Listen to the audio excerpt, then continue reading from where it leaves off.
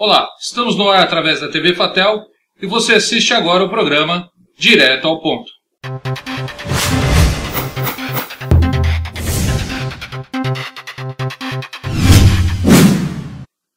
Hoje conosco o professor Dr. José Carlos Rosa Pires de Souza. O professor Dr. José é psiquiatra, especialista em medicina do sono pela Associação Médica Brasileira, professor da Unigran e professor dos cursos de pós-graduação na Fatel, Centro de Formação Humana Integral. É um prazer muito grande tê-lo aqui conosco, uma honra de estar aqui conosco. Muito obrigado, eu que agradeço, também à disposição. Professor, vou começar perguntando, hoje é crescente o número de pessoas com algum problema relacionado à saúde mental. A depressão tem sido, inclusive, o vilão desses números, né? Eu queria que o senhor falasse um pouquinho o que é depressão. Bom, a depressão é uma doença séria que atinge em média 1 em 4 pessoas, mais mulheres entre 20 e 40 anos de idade. Pode atingir outras idades, desde criança até idosos, mas mais mulheres nessa faixa etária. Existem 45 tipos de depressão pela associação de várias associações de medicina e psicologia que congregam a Organização Mundial de Saúde, que é a OMS, onde criou a classificação internacional de doenças chamada CID. Nesse CID, esse código de doença, temos 45 tipos de depressão. Tem diversas causas que a gente chama de etiologias ou causas, né? É uma doença que tem que ser levada em conta porque é um problema de saúde pública. Muitas pessoas têm depressão e não sabem. Outras têm depressão e não tratam adequadamente, ou não com especialistas. E isso acaba tratando com médicos não especialistas que têm doses até abaixo do necessário. Então, infelizmente, ainda há um preconceito em relação à depressão, até mesmo na área da saúde. E o que causa essa depressão? Bom, existem várias causas, desde problema familiar, que já vem de família, uma depressão genética. Existe depressão reativa à perda de um ente querido, ou mesmo a um assalto, uma violência. Existe a depressão causada por drogas, mais de 200 tipos de drogas, desde medicamento para pressão alta, para diabetes, anticoncepcionais podem causar depressão, como drogas ilícitas, maconha, cocaína e outros. Ainda existe causa da depressão secundária a alguma doença, por exemplo, hipotiroidismo. Muitas pessoas com hipotiroidismo tendem a ter depressão secundária ao hipotiroidismo. Depressão secundária ao diabetes, ao câncer, algum tumor cerebral, por exemplo. Então as causas são diversas. E uma vez descoberta a causa, que aí se institui o tratamento mais adequado possível. Mas as depressões, a causa da depressão é sempre um pós-trauma ou o indivíduo ele tem algum fator genético ou biológico que causa a depressão? Muito bem, existe o tipo de depressão que é genético, que já vem de família, tendência a ter a depressão. Por exemplo, a depressão bipolar, que é do transtorno afetivo bipolar. É muito comum a hereditariedade, quer dizer, vir de família a tendência a ter a serotonina, que a gente chama, que é um neurotransmissor, e ela baixa. Então, em muitos casos, é difícil até de diagnosticar a depressão, né? Como o transtorno bipolar, se ele tem, lógico, as características, né? E se ele não se agrava, as pessoas não tendem a descobrir o que é, né, essa depressão. Muito bem. O diagnóstico não é fácil, porque a gente, quando vai fazer uma avaliação de uma pessoa, um médico, um psicólogo, ele tem que levar em conta que aquela pessoa que ali está pode estar predisposta a falar a verdade sobre ela, como também pode mentir, omitir algumas informações, exagerar, né? Ou mesmo amenizar os seus sintomas, os seus sentimentos. Então, perante a isso, como não existe nenhum exame, eletroencefalograma, raio-x da cabeça, exame de sangue, de urina, não existe nenhum exame que diagnostique a depressão. Então o diagnóstico é clínico. Então a gente tem que levar em conta esses 5 verbos que eu falei, vou repetir: falar a verdade, mentir, omitir, exagerar e ou amenizar seus sentimentos e emoções. Desculpa. Perante a isso, o médico ou o psicólogo vai trabalhar apenas com informações, com relatos. E isso é complicado, porque nós não temos um parâmetro objetivo, como, por exemplo, o ortopedista faz um raio-x do braço, olha lá, está quebrado. É bem mais simples, né? Por isso, o tratamento, o diagnóstico da depressão é muito complicado. É um álibi, muitas vezes, para pessoas que praticam crime ou que se envolvem em alguma falcatrua e falam, estou depressivo, não posso ir para a cadeia. É um álibi que se usa muito. Inclusive a psicopatologia, que é o estudo das doenças mentais, da avaliação do estado mental da pessoa, é muito estudada no direito, na administração de empresas, é muito estudada, não é só na área da saúde. Então, a gente, para fazer um diagnóstico de uma pessoa e dizer, olha, você está depressivo, não é fácil. Não existe nenhum exame objetivo. Tem que fechar um quadro clínico para se chegar a esse diagnóstico. O diagnóstico é um diagnóstico por uma avaliação. O diagnóstico é clínico através de uma avaliação do estado mental, da história de vida, que a gente chama de anamnese, a história de vida da pessoa. Se pudermos falar não só com ela, mas com outras pessoas é melhor. Pessoas que convivam com ela, né? Então, amigos, vizinhos, parentes, né? Porque é importante a gente ter o mais informação possível, né? Para poder chegar a um diagnóstico. E como a depressão ela tem atingido grande parte da população brasileira, mundial, ela tem cura? Dependendo do tipo de depressão, tem. Por exemplo, se é uma depressão causada por uma doença secundária a uma doença qualquer, hipotireoidismo, ou secundária ao uso de alguma medicação ou droga, e a gente tratar a causa, e essa causa for passível, né, de cura, de tratamento e de resolução, aí terá cura. Agora, doenças como depressão tipo bipolar, do distúrbio bipolar, já não tem uma cura. Tem um controle, como tem a pressão alta, o diabetes, etc. Então, para responder qual depressão vai ter a cura, vai depender do tipo e da causa da mesma. Aproveitando até no livro que o senhor é organizador do livro, que o senhor escreveu também, Qualidade de Vida e Saúde, livro do professor José Carlos, o senhor fala sobre qualidade de vida e saúde, né? É possível depressivo, essa pessoa que sofre com depressão, inclusive no caso de transtorno bipolar, não só o indivíduo, mas a família acaba sofrendo também com esse mal que acomete esse indivíduo, né? É possível o depressivo ter qualidade de vida? Ah, sim, porque qualidade de vida não é igual à saúde. Qualidade de vida é algo bem mais amplo.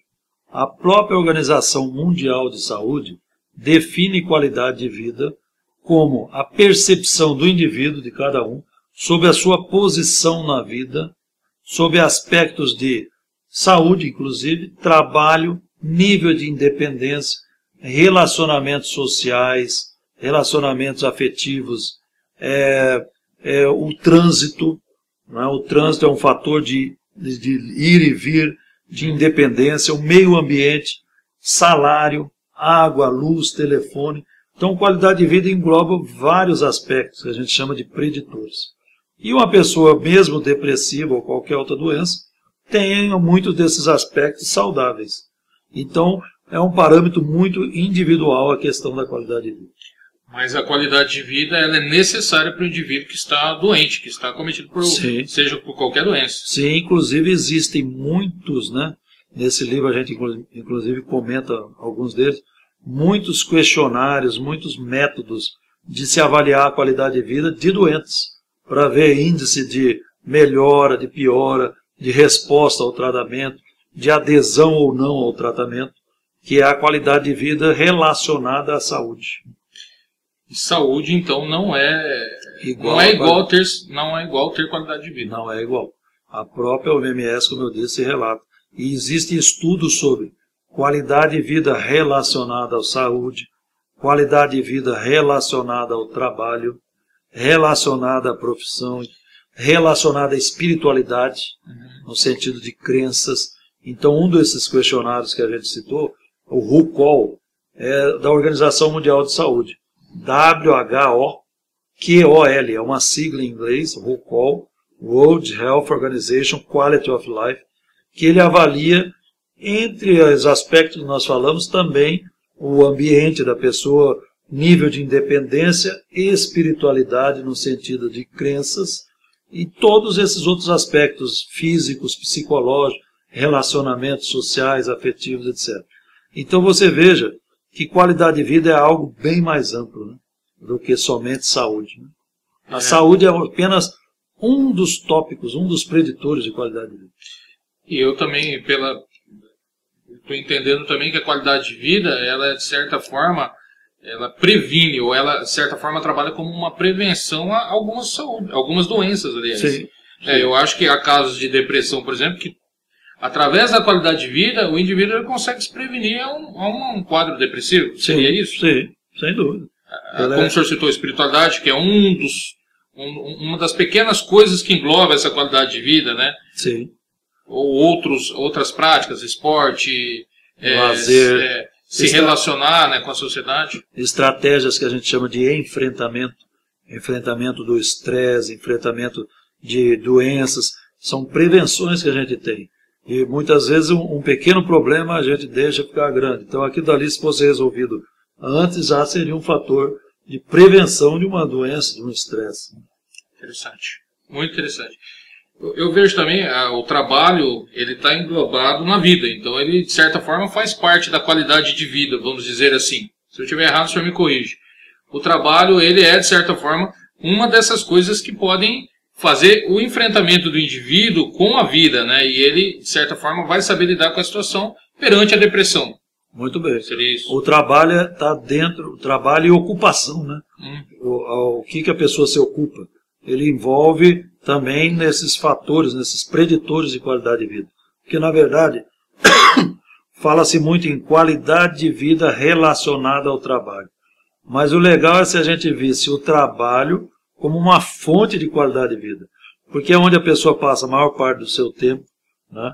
E deveria ser um fator realmente de enobrecimento, de humanidade, né? Humanitário, como a gente diz nos anos 80, por exemplo, 1980, o trabalho era visto como um mal necessário. E hoje não é mais assim.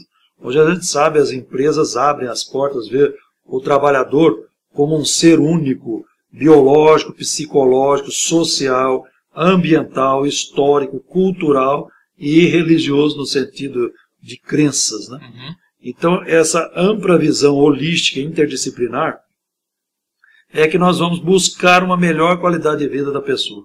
Porque se ela vê o trabalho ainda em pleno século XXI como um mal necessário, ela não vai sobreviver àquele trabalho, né? E isso é um fator importante.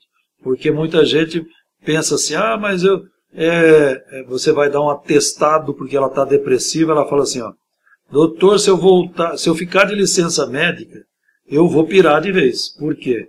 Porque o meu trabalho é melhor do que ficar em casa sem fazer nada, ou então aguentando pessoas que eu não aguento, ou vizinhos, etc.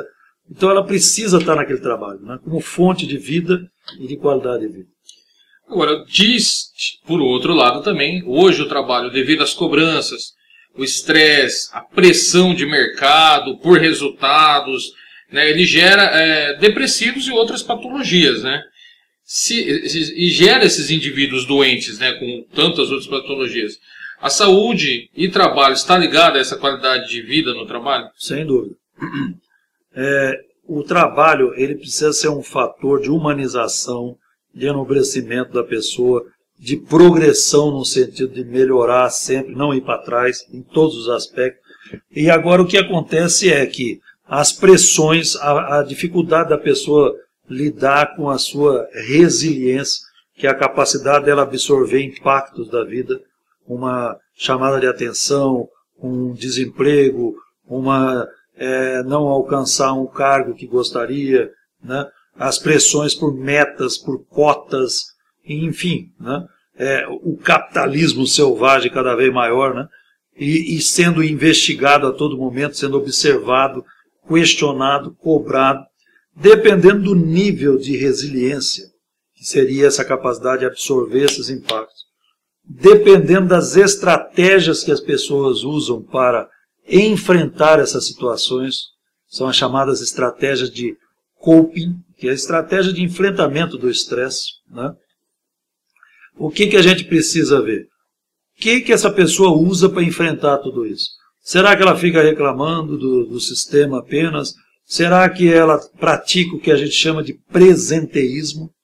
Presenteísmo é pior que o absenteísmo. Absenteísmo seria a falta ao trabalho, né? Porque está doente, por exemplo. O presenteísmo é trabalhar doente. Ele já está estressado, já está depressivo, já está com alguma outra doença, dores corporais, e está lá forçando. Isso pode gerar acidentes de trabalho, pode gerar muitos fatores negativos. Então, isso tem que ser visto, e a gente fala muito na CIPAT, Semana Interna de Prevenção de Acidente de Trabalho, falamos em vários locais aí do Brasil. Falamos o quê? Olha, você precisa ver quais são as suas estratégias de enfrentamento. Então, muita gente fala, tem que ter lazer, ginástica laboral, sim, mas e a sua própria? Né? Porque cada indivíduo é um diferente do outro. Muitas vezes a pessoa, o contrário daquilo que eu disse, daquela que não quer ficar de licença médica, tem aqueles que usam e abusam da licença médica. Uma vez que o diagnóstico é clínico, é muito subjetivo, da depressão, do estresse, né? Ele vai usar disso a chamada indústria, entre aspas, da depressão. O cara que fica lá de licença médica e tal, e não precisaria ali estar. Então tem também o outro lado, né? Então vai de cada indivíduo. E muitas vezes a pessoa não pensa o diferente. Como seria o diferente? É aquele que está estático, fadado a ficar parado naquela mesma posição, né? Lamentando, né? De tudo, de todos, né? E não olha no espelho o que poderia fazer de diferente. E muitas vezes a gente vê a pessoa lá reclamando da vida, né? Do trabalho, e fala, olha, tá, e não teria outra coisa a fazer? Não, não teria. Não teria, ou nunca pensou, ou não buscou, ou não se procurou fazer algum curso de melhoria, né? Ou buscou algo mais. Como nós encontramos muitas pessoas hoje que fizeram algum tipo de curso superior e se encontrando num curso técnico, né? Que ali ela se encontrou. Né? É o que a gente ouve muito, né? Pessoas com depressão. Minha vida acabou, vou me matar. Em média, 60% dos depressivos pensam em suicídio. 15% tentam. Que conseguem mesmo morrer, de cada 100, 1 ou 2. O problema são as sequelas, as consequências. Então lá vai um serviço de utilidade pública, que eu sei que essa sua TV Fatel tem uma repercussão muito grande. E isso é importante. A pessoa que está nos ouvindo tem que divulgar isso. Muitos pensam em suicídio, só que o maior problema, a mídia divulga muito aqueles que se mataram já. Mas ninguém divulga tanto aqueles que tentaram suicídio e ficaram numa cadeira de roda, ou então deram um tiro no ouvido, a angulação não foi adequada, se queimou tudo, ficou cego, fez cirurgia plástica, surdo, e outras maneiras que tentou suicídio. Na verdade, cada 100, 1 ou 2 morrem. As sequelas, as consequências são piores. Então, a gente trabalha muito isso com o depressivo abertamente. Porque morte e sexo ainda é um pouco de tabu na sociedade. Então, a gente tem que perguntar para as pessoas, porque não são todos que chegam falando que quer se matar, ou que a vida não tem mais sentido. Os adolescentes, por exemplo, a segunda causa de morte nos adolescentes é o suicídio. Só perde para acidentes de trânsito, atropelamento, batida de carro, bicicleta, etc. Então tem que se conversar a respeito. E existe uma diferença muito grande entre pensar em suicídio, planejar e tentar. Então isso é importante a gente pensar, né? O que a gente vai abordar? Então é melhor que você aborde a ideia, para que a pessoa não chegue a tentar. E essa ideia, ela pode, os estudos mostram que os que pensaram, tentam? Sim. Chega até a tentar? Como eu te falei, 60% pensam, mas só 15% tentam. E que morre 1 ou 2%. Uhum. Então, mas e as sequelas, que é muito grande? E quem tentou uma vez pensou, né? Então... Pô, não, às vezes não. Não? Adolescente é muito comum ele ir direto para o fato, para a tentativa. e não pensa, não tem o planejamento. Não dá o tempo de se evitar isso, não dá tempo da família perceber. Não dá tempo. Mas aí vem uma notícia boa. 2/3 dos que tentam suicídio, independente, adolescente ou não, avisam de alguma maneira. Então, quer dizer, tire da sua cabeça quem está nos ouvindo e divulguem isso. Quem tenta suicídio, quem fala que quer se matar, não fale nunca mais. Ah, ele está querendo chamar atenção. Tive muitos casos que a família pensou que estava chamando atenção e que a pessoa acabou morrendo, ou está na cadeira de roda, ou teve alguma consequência. Então, quer dizer, se ele está falando algo, não leve para o lado pejorativo, está pensando, está chamando atenção. Não. Tente conversar. O próprio CVV, Centro de Valorização da Vida, que é um de reconhecimento pelo Ministério da Saúde, como uma utilidade pública mesmo, a pessoa só escuta. Então vamos escutar. Temos 2 ouvidos, 2 olhos, mais para escutar, né, observar a pessoa. Então isso é importante, a pessoa ser ouvida. E o que a gente trabalha muito? Todo ser humano tem suas qualidades, seus defeitos. A gente tenta resgatar o que a pessoa tem de bom, para dizer, olha, você tem essa depressão, você está assim, mas você vai sair desse estado, né? Por mais que seja uma depressão a mais profunda possível, trabalhar a questão do que ela tem de bom. Porque a gente vê muito, é um mal de alguns, aliás, muitos seres humanos, de se ver no outro. Então, o outro é melhor, o jardim do vizinho é melhor, a namorada do meu amigo é mais bonita que a minha, e o corpo do outro é mais bonito, e não olha para si. Então, a gente tem que trabalhar muito a individualidade. O que tem se perdido muito hoje nessa geração de tecnologia e tudo mais é a individualidade. O cara está mais interessado que o outro está comentando sobre ele do que o que ele acha dele mesmo. E quando a gente pede para a pessoa falar quais as suas qualidades e defeitos que você acha que tem, o cara se perde. As pessoas de qualquer nível, viu, de instrução, de pós-graduação até o analfabeto, né? O que você acha, quais são os seus lados, seus aspectos positivos e negativos? E tantas vezes a gente tenta fazer essa autoavaliação. O que hoje eu penso que é ruim para mim, daqui uma semana, um dia ou um ano, eu falo, pô, mas isso é uma coisa boa. Então, tirar o proveito do que a gente pensa que é ruim, né, para uma coisa boa, né, para uma melhor qualidade de vida. Dentro disso tudo que o senhor falou, a melancolia e a frustração é algo que leva à depressão? É alguma coisa que direciona a depressão? Dependendo de como... Ou ao suicídio, que leva ao suicídio, melhor dizendo? Dependendo de como a pessoa vai enfrentar essa situação. Por exemplo, existe o estresse pós-traumático, que é semelhante à depressão, que é após um trauma, uma violência, um assalto, derrubaram lá as torres gêmeas lá, e 11% dos sobreviventes, 11%, apresentaram estresse pós-traumático, os demais não. Então depende da maneira que a pessoa reage, se tem uma rede de apoio ou não. Então frustração, melancolia, tristeza profunda que todos nós temos, vai depender de como eu vejo aquilo. Se eu vou ficar me lamentando, ou se eu vou buscar alguma saída. Tudo na vida se dá jeito. Como se diz, tudo na vida se dá jeito, menos a morte. Alguns até falam, até ela, dependendo do nível de espiritualidade da pessoa. Então eu digo para você, não necessariamente melancolia, tristeza profunda, uma outra doença, que é uma doença que a gente chama burnout, que é o estresse ocupacional relacionado ao trabalho, não necessariamente melancolia, tristeza profunda pode levar a essas doenças. Seja burnout, seja depressão, seja estresse pós-traumático. Vai depender muito de quais são as minhas estratégias de enfrentamento. Como é que a gente procura? Com a ajuda de um psicólogo, de um psiquiatra, de uma religião, ter uma rede de apoio com amigos de confiança.